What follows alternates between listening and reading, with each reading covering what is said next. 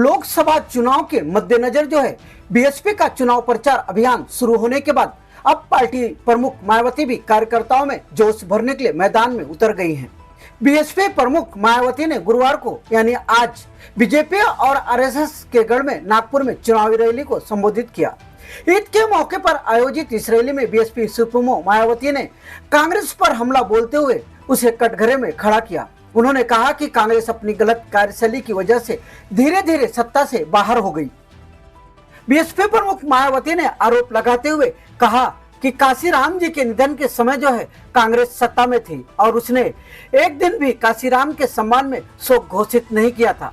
कांग्रेस ने बाबा साहब को उनके जीते जी भारत रत्न का सम्मान नहीं दिया। बीएसपी के अध्यक्ष मायावती ने आरोप लगाते हुए कहा कि कांग्रेस ने मंडल कमीशन की रिपोर्ट को लागू नहीं किया। बीएसपी के संघर्ष के कारण ही यह लागू हो पाई थी। मंडल कमीशन के लिए बीएसपी को काफी संघर्ष करना पड़ा। बीपी सिंह हमारा समर्थन चाहते थे। हमने बीपी सिंह से कहा कि हमारी केवल दो ही मांगे हैं, मंडल कमीशन को लागू करना और बाबा साहब को भारत रत्न देना। बीएसपी ने लोकसभा चुनाव में किसी भी पार्टी को समर्थन न देने की घोषणा की है। महाराष्ट्र में भी बीएसपी अकेले ही चुनाव लड़ेगी। बताया जा रहा है कि मायावती की जो पार्टी है बीएसपी महाराष्ट्र में सभी 48 सीटों पर चुनाव लड़ेगी। मायावती जी जिंदाबाद, जिंदाबाद, जिंदाबाद। मायावती जी जिंदाबाद, जिंदाबाद, जिंदाबाद।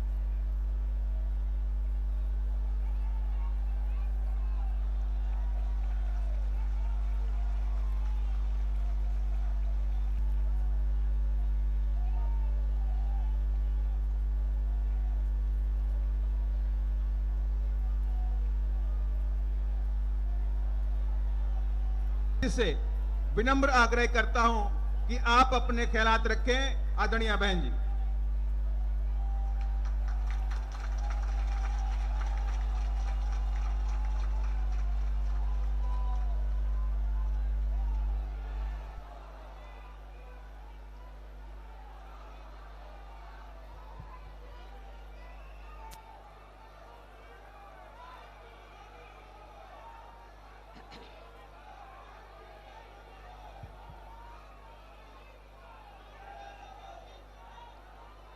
बीएसपी की इस चुनावी जनसभा में इकट्ठा हुए पार्टी के सभी छोटे बड़े पदाधिकारी एवं कार्यकर्तागण, आज आप लोग देश में व यहाँ आपके महाराष्ट्र प्रदेश में भी लोकसभा के लिए हो रहे आम चुनाव में आपके नागपुर लोकसभा व इससे लगी अन्य लोकसभा की सीटों से भी चुनाव लड़ रहे अपनी पार्टी के उम्मीदवारों के समर्थन में मुझे सुनने के लिए यहाँ इकट्ठा हुए हैं, तो उसके लिए मैं आप सभी लोगों का हार्दिक दिल से आभार प्रकट करती हूँ। हालांकि मुझे ये बताया गया कि कल आपके नागपुर और आसपास के इलाकों में मौसम बहुत ज़्यादा खराब था, आंधी तूफान आया हुआ था, बरसात आई हुई थी, आप लोग घबरा रहे थे कल लोग कैसे इधर आ पाएंगे, लेकिन कुदरत ने आपकी मदद की और आज मौसम काफ़ी हद तक अच्छा रहा और आप लोग आज बड़ी तादाद में मुझे सुनने के लिए आए हैं। वैसे आप लोगों को ये मालूम है कि हमारी पार्टी ये चुनाव कांग्रेस, बीजेपी व अन्य किसी भी विरोधी पार्टी के साथ मिलकर नहीं बल्कि अकेले ही, खासकर यहाँ अपने गरीबों, मजदूरों, दलितों, आदिवासियों, पिछड़े वर्गों, मुस्लिम व अन्य अकलियतों के बलबूते पर ही ये चुनाव लड़ रही है। और इनमें से पार्टी से जुड़े ये लोग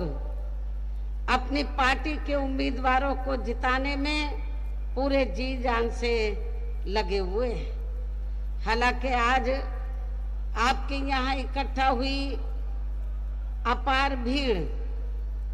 खराब मौसम होने के बावजूद भी यहाँ इकट्ठा हुई अपार भीड़, वह भीड़ के जबरदस्त जोश को भी देखकर अब मुझे ये काफी हद तक भरोसा हो गया है कि इस बार आप लोग इस चुनाव में यहाँ अपने प्रदेश से अपनी पार्टी का बेहतर रिजल्ट जरूर लाएंगे। इसके लिए अब मैं आप लोगों का ध्यान कुछ जरूरी बातों की तरफ दिलाना चाहती हूँ और इस संबंध में मैं विशेषकर कांग्रेस, बीजेपी व इनके अन्य सभी सहयोगी पार्टियों के बारे में ये कहना चाहूंगी कि आजादी के बाद शुरू में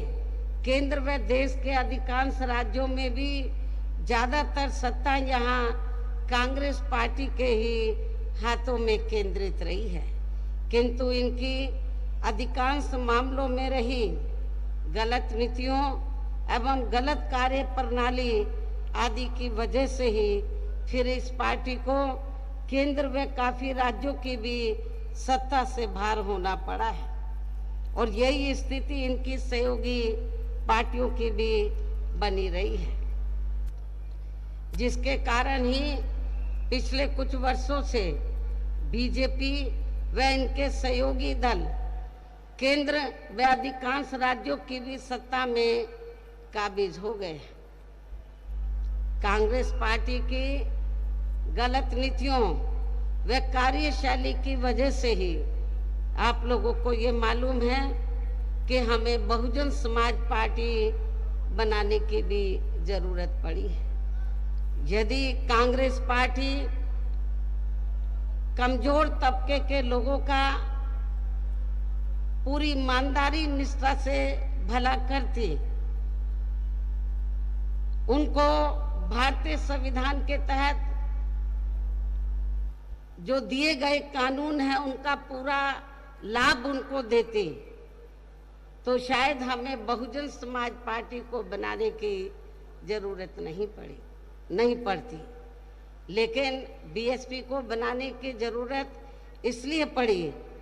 क्योंकि कांग्रेस पार्टी की कथनी करने में काफी अंतर रहा है। आप लोगों को ये भी मालूम है कि आप लोग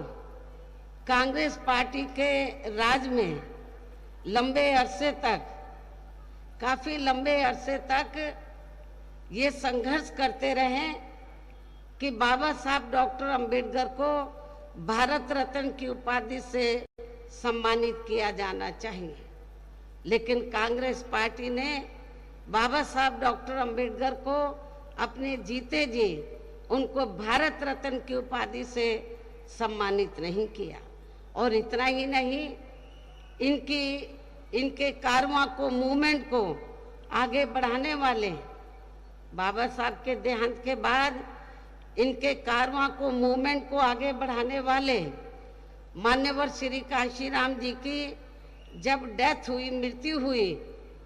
तो तब सेंटर में कांग्रेस पार्टी पावर में थी। तो सेंटर में कांग्रेस पार्टी ने एक दिन का भी मान्यवर श्री कांशीराम जी के सम्मान में राष्ट्रीय शोक डिक्लेयर नहीं किया था। इतना ही नहीं,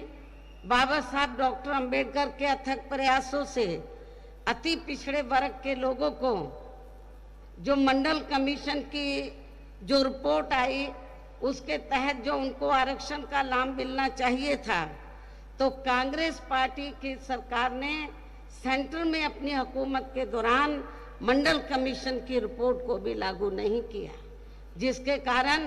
पिछड़े वर्ग के लोगों को आरक्षण का पूरा लाभ नहीं मिल सका। बहुजन समाज पार्टी के ही अथक प्रयासों से, संघर्ष के कारण ही फिर मंडल कमीशन की रिपोर्ट जब कांग्रेस सेंटर से बाहर हुई और श्री बीपी सिंह की सरकार बनी, तब ये मंडल कमीशन की रिपोर्ट लागू हुई थी और उसके लिए बहुजन समाज पार्टी को काफी संघर्ष करना पड़ा था। पहली बार बीएसपी के कुछ एमपी जीत कर आए थे 1989 में, मैं खुद भी जीत कर आई थी। श्री बीपी सिंह चाहते थे कि हम आपका समर्थन चाहते हैं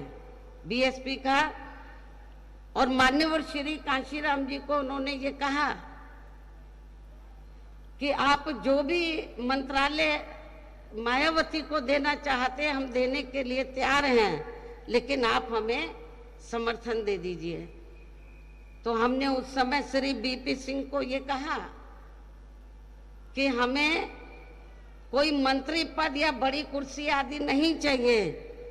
हमारी केवल 2 ही मांगे हैं, परम पूज्य बाबा साहब डॉक्टर अंबेडकर को भारत रत्न की उपाधि से सम्मानित करना और मंडल कमीशन की रिपोर्ट लागू करना। हमने बड़ी कुर्सी ठुकरा दी, लेकिन हमने दलितों के सम्मान में और पिछड़ों के अधिकारों को ध्यान में रखकर हमने कहा कि हम समर्थन देंगे, हमारी ये दोनों मांगे मान लो। श्री बीपी सिंह की सरकार ने उस समय हमारी ये दोनों मांगे मान ली और हमने उनको समर्थन दे दिया। कहने का तात्पर्य ये है कि बीएसपी के अथक प्रयासों से ही तो बाबा साहब डॉक्टर अंबेडकर को उनको भारत रत्न की उपाधि से सम्मानित किया गया और मंडल कमीशन की रिपोर्ट लागू की गई। और कांग्रेस पार्टी की इस किस्म की जो मानसिकता थी, जो गलत नीतियां थी, गलत कार्यशैली थी, जातिवादी जो मानसिकता थी, तो उसके कारण फिर ये पार्टी धीरे धीरे केंद्र व ज्यादातर राज्यों की सत्ता से बाहर हो गई और हमें भी फिर बीएसपी बनाने की जरूरत पड़ी। और जिसके कारण ही फिर पिछले कुछ वर्षों से बीजेपी व इनके सहयोगी दल केंद्र व अधिकांश राज्यों की भी सत्ता में काबिज हो गए और अब इनकी भी ज्यादातर जातिवादी, पूंजीवादी, संकीर्ण, सांप्रदायिक व द्वेषपूर्ण नीतियों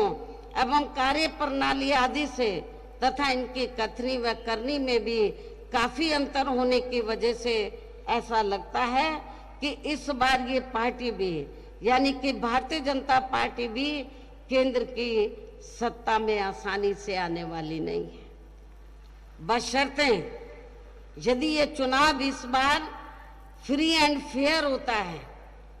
तथा आम चर्चा के मुताबिक वोटिंग मशीनों में भी कोई गड़बड़ी आदि नहीं की जाती है। और वैसे भी इस बार चुनाव में इनकी कोई भी पुरानी व नई चल रही नाटकबाजी, जुमलेबाजी व गारंटी आदि काम में आने वाली नहीं है, क्योंकि अब देश की जनता काफी हद तक इस बात को समझ चुकी है कि इनकी पार्टी ने अब तक देश के विशेषकर गरीबों, कमजोर तबकों, मध्यम वर्गीय एवं अन्य मेहनतकश लोगों को जो इन्हें अच्छे दिन दिखाने के असंख्य प्रलोभन भरे वायदे किए हैं तथा इनको हवाई व कागजी गारंटी भी काफी दी है, तो उनका जमीनी हकीकत में अभी तक भी इन्होंने लगभग 1/4 हिस्सा भी कार्य पूरा नहीं किया है, बल्कि इसके स्थान पर इनका ज्यादातर समय व ताकत भी यहाँ इनके अपने चहेते रहे बड़े बड़े पूंजीपतियों एवं धन्ना सेठों को ही ज्यादा से ज्यादा माला माल व धनवान आदि बनाने में ही तथा इन्हें हर स्तर पर छूट देने व बचाने में ही लगी रही है, जिनके अधिकांश आर्थिक सहयोग से ही ये पार्टी व अन्य पार्टियां भी अपना संगठन चलाती हैं तथा चुनाव आदि भी लड़ाती हैं, जिसका काफी हद तक खुलासा माननीय सुप्रीम कोर्ट की सख्ती से बॉन्ड की आई रिपोर्ट से भी हो जाता है तथा जिसमें यानी कि बॉन्ड के जरिए धनवानों से पैसा लेने का अपनी पार्टी के बारे में कहीं पर भी कोई जिक्र नहीं है। हमारी पार्टी ने एक भी पैसा बॉन्ड के जरिए किसी भी पूंजीपति और धन्ना सेठ से नहीं लिया है। इसके साथ ही कांग्रेस पार्टी की तरह ही बीजेपी ने भी केंद्र की तमाम सरकारी जांच एजेंसियों का ज्यादातर राजनीतिकरण ही कर दिया है, जिसकी देश में यह आम चर्चा भी है। इसके अलावा देश के किसान वर्ग भी वर्तमान बीजेपी की सरकार में शुरू से ही अपनी विभिन्न समस्याओं को लेकर काफी ज्यादा दुखी व परेशान रहे हैं और अभी भी है। जबकि यूपी में 4 बार हमारी पार्टी की रही सरकार ने इनके हितों का भी हर स्तर पर विशेष ध्यान रखा है। इतना ही नहीं बल्कि केंद्र में पूर्व की रही कांग्रेसी सरकार की तरह ही वर्तमान भाजपा सरकार में भी इनकी जातिवादी, हीन, सांप्रदायिक एवं पूंजीवादी सोच व नीतियों के चलते ही पूरे देश में सर्व समाज में से खासकर गरीबों, दलितों, आदिवासियों, पिछड़े वर्गों, मुस्लिम व अन्य धार्मिक अल्पसंख्यक समाज के लोगों का भी पूर्ण रूप से विकास व उत्थान आदि नहीं हो सका है। और इस संदर्भ में वैसे आप लोगों को ये मालूम है कि पूरे देश में यहाँ दलितों, आदिवासियों एवं अन्य पिछड़े वर्गों का सरकारी नौकरियों में वर्षों से अधूरा पड़ा आरक्षण का कोटा भी अभी तक पूरा नहीं भरा गया है। विशेषकर एससी व एसटी वर्गों के सरकारी कर्मचारियों का पदोन्नति में आरक्षण तो अब काफी हद तक प्रभावहीन ही बना दिया गया है। साथ ही केंद्र व राज्यों में भी विरोधी पार्टियों की रही सरकारों में इन सभी वर्गों को प्राइवेट सेक्टर में आरक्षण दिए जाने की व्यवस्था किए बिना ही इनकी सरकारों के ज्यादातर सरकारी कार्य अब प्राइवेट सेक्टर के जरिए ही इनके बड़े बड़े पूंजीपतियों व धन्ना सेठों आदि को ये दिए जाने के कारण अब इन वर्गों को पूरे देश में आरक्षण का बहुत कम ही लाभ मिल पा रहा है। इसी प्रकार इनका अन्य और मामलों में भी शोषण व उत्पीड़न आदि होना अभी तक भी बंद नहीं हुआ है। इनके साथ साथ मुस्लिम व अन्य धार्मिक अल्पसंख्यक समाज के लोगों की भी हालत अब हर स्तर पर यहाँ काफी ज्यादा खराब व दयनीय ही बनी हुई है, जिसका काफी कुछ खुलासा सच्चर कमेटी की रिपोर्ट में भी किया गया है। इतना ही नहीं बल्कि पिछले कुछ वर्षों से केंद्र व अधिकांश राज्यों में भी बीजेपी व आरएसएस की सरकारों के चलते अब इनका विकास एवं उत्थान आदि होना भी काफी हद तक बंदशाई हो गया है। आए दिन इन पर खासकर धर्म की आड़ में हो रही जुल्म जाति भी यहाँ काफी ज्यादा चरम सीमा पर पहुंच चुकी है। इनके साथ साथ अपर कास्ट समाज में से विशेषकर गरीब लोगों की भी हालत हमें कोई खास अच्छी नजर नहीं आती है। इनकी गलत कृषि नीतियों के कारण किसान वर्ग भी आए दिन आंदोलित ही रहता है। साथ ही इनकी गलत आर्थिक नीतियों की वजह से देश की अर्थव्यवस्था पर भी इसका काफी बुरा प्रभाव पड़ रहा है, जिससे यहाँ विशेषकर छोटे एवं मध्यम वर्गीय व्यापारी वर्ग भी काफी ज्यादा और अब केंद्र में पूर्व की रही सरकारों की तरह ही वर्तमान भाजपा सरकार में भी यहाँ पूरे देश में गरीबी, बेरोजगारी एवं महंगाई आदि भी लगातार काफी ज्यादा बढ़ रही है। देश में हर स्तर पर फैला भ्रष्टाचार भी अभी तक कोई खास खत्म नहीं हुआ है। इनके अलावा केंद्र की वर्तमान भाजपा सरकार में भी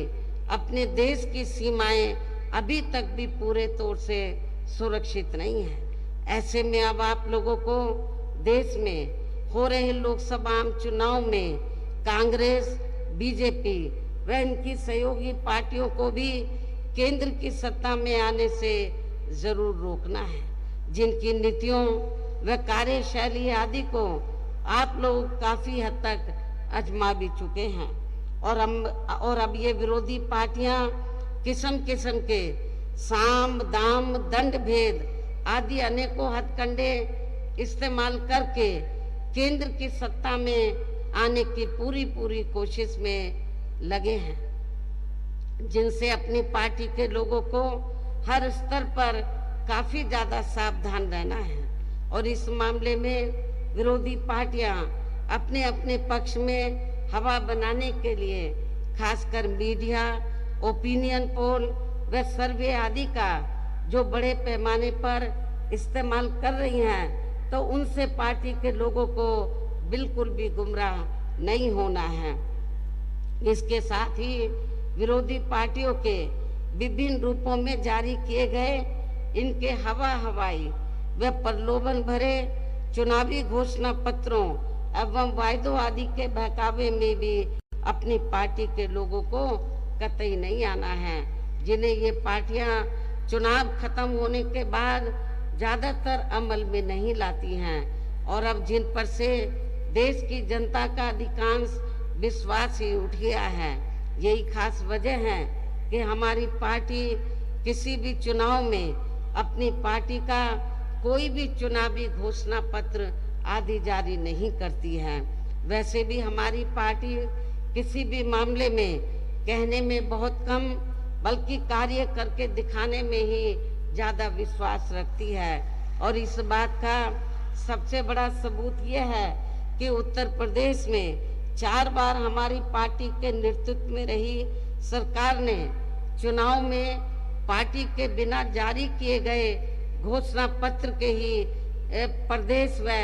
आम जनहित में काफी कुछ ऐतिहासिक कार्य करके दिखाए हैं, जिनकी अब देश में अधिकांश पार्टियों की सरकारें काफी नकल भी कर रही हैं। जबकि इस मामले में हमारी पार्टी का ये कहना है कि यदि इन पार्टियों के स्थान पर केंद्र में हमें अपनी पार्टी की सरकार बनाने का मौका मिलता है, तो तब फिर हमारी पार्टी की बनी सरकार केंद्र में यहाँ अब तक रही सभी विरोधी पार्टियों की सरकारों की तरह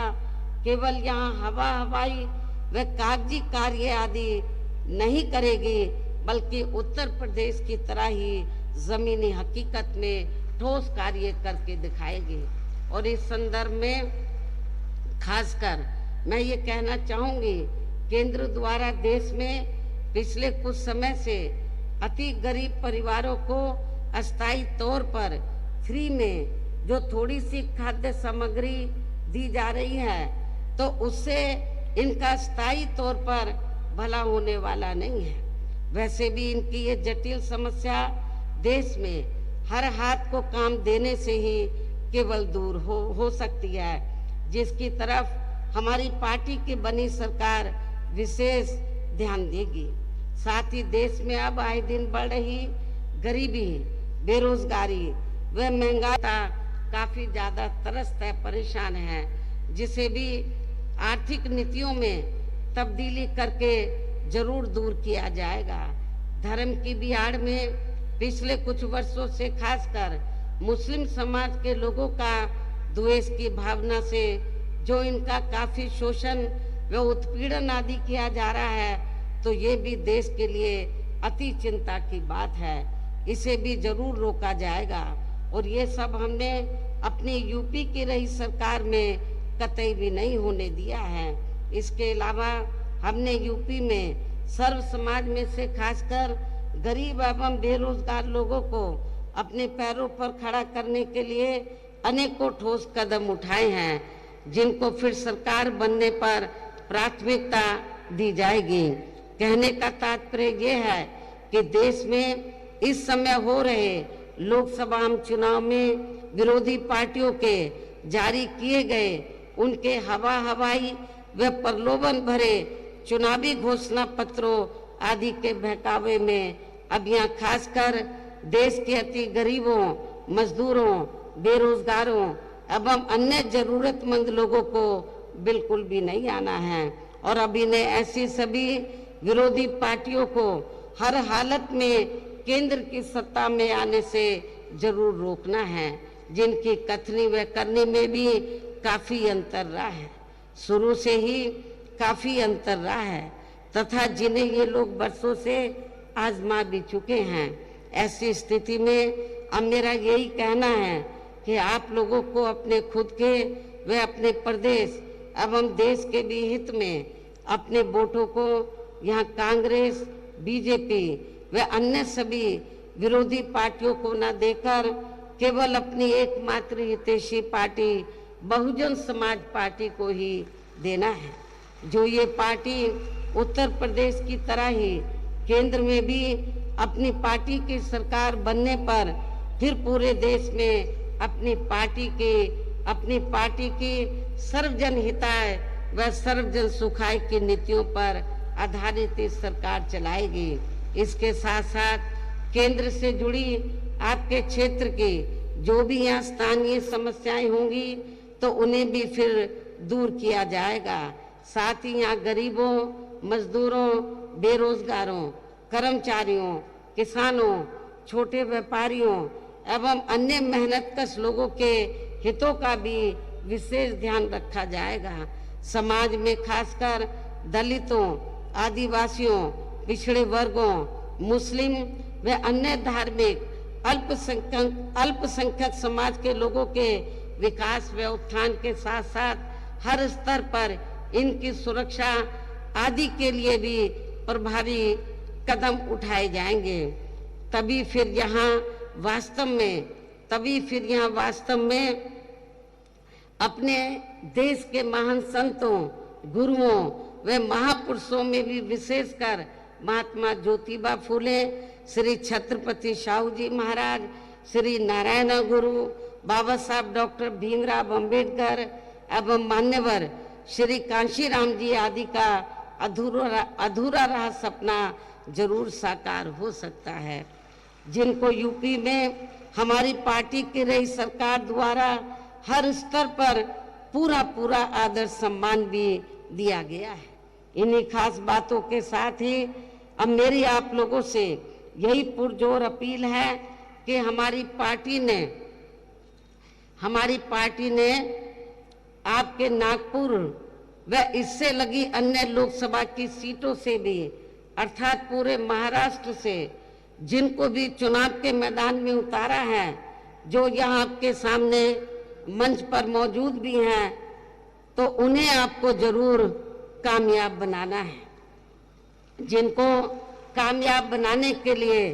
यहाँ सेंटर एवं स्टेट के कोऑर्डिनेटर तथा स्टेट अध्यक्ष एवं आपके महाराष्ट्र स्टेट के अध्यक्ष व स्टेट की पूरी कमेटी और यहाँ के जोन एवं अन्य सभी स्तर की कमेटी के पदाधिकारी जिनको जिताने में पूरे जी जान से लगे हैं, और इसके लिए अब पार्टी के लोगों को वोट वाले दिन यहाँ बीएसपी के अपने सभी लोकसभा प्रत्याशियों को अपनी पार्टी के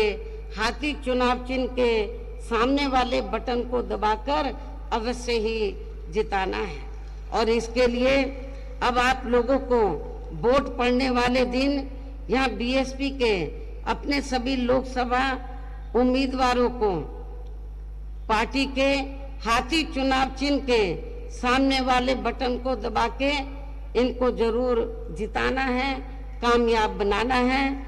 इसकी मैं पुनः आपसे अपील करती हूँ। और इस संबंध में यहाँ मैं ये भी कहना चाहूँगी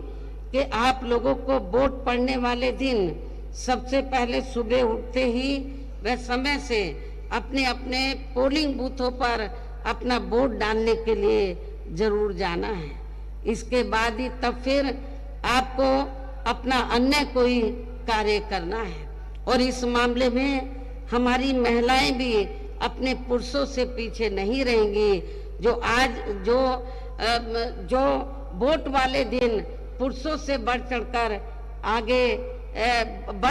अपने अपने पोलिंग बूथों में अपने उम्मीदवारों को पोलिंग बूथों पर अपने उम्मीदवारों को वोट डालेंगी। इसके साथ साथ आपका ये भी पूरा प्रयास होना चाहिए कि आपके अपने अपने पोलिंग बूथों का कोई भी वोट पड़ने से ना रह जाए, अर्थात अपनी पार्टी का एक एक वोट समय से जरूर पड़ जाना चाहिए। और अब मैं अंत में पुनः यहाँ अपनी पार्टी के सभी उम्मीदवारों को जो यहाँ मंच पर मौजूद हैं, अपनी पार्टी के इन सभी उम्मीदवारों को पार्टी के हाथी चुनाव चिन्ह के सामने वाले बटन को दबा के उन्हें भारी वोटों के अंतर से जिताने की अपील के साथ ही